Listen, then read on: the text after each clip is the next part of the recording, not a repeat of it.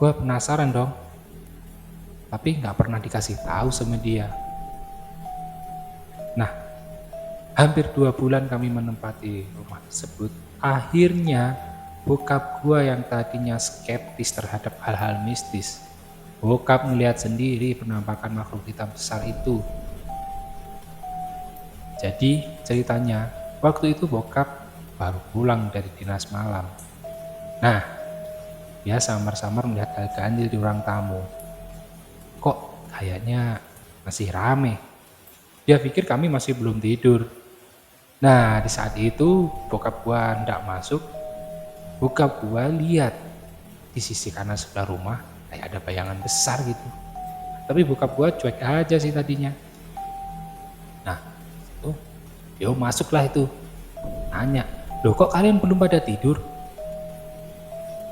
Tapi makhluk yang katanya mirip gua sama saudara-saudara gua itu nggak jawab. Cuman senyum doang.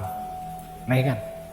Nah, pas beliau naik ke lantai 2, ndak masuk kamar, bokap sempet tuh ngelihat kami bertiga tidur di kamar, udah pada kedengkur. Dah, sontak tuh bokap kaget. Lah, tadi yang di lantai bawah siapa?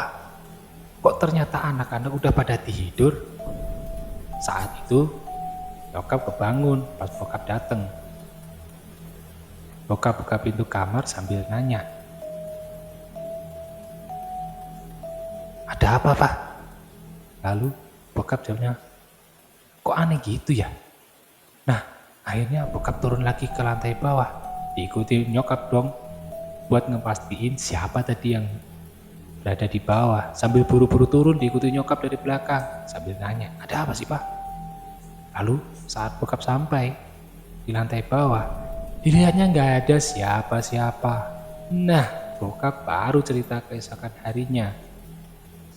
Saat di meja makan, baru tuh bokap cerita bahwa semalam di ruang tamu ada 3 orang yang mirip kalian, kata bokap mengawali obrolan kita pagi itu.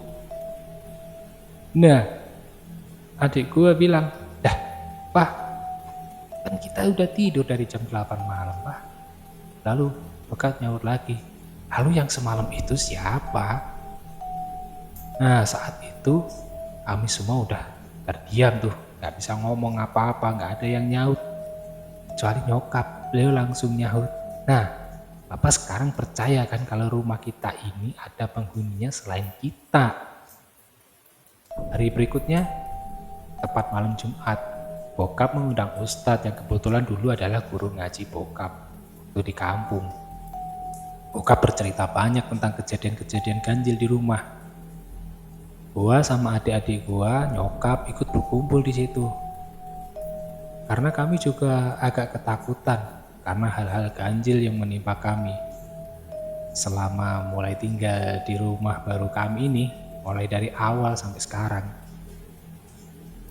Nah, sebelum bercerita panjang lebar, mulailah Pak Ustadz meruqyah rumah kami. Awal-awal beliau menjalankan sholat dulu 2 rakaat.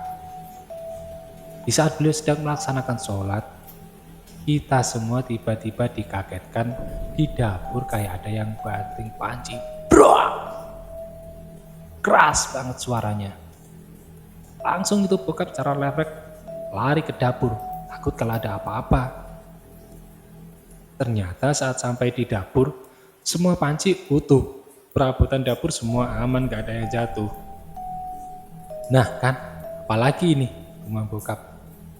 Sedang gua yang di samping bokap cuman diam aja, gak bisa ngomong apa-apa lagi.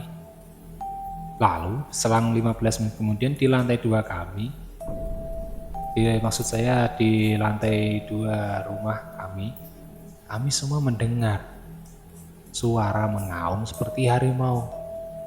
Kami semua merinding, udah gak punya kekuatan apa-apa, kita udah lemes. Kecuali Pak Ustadz sama bokap.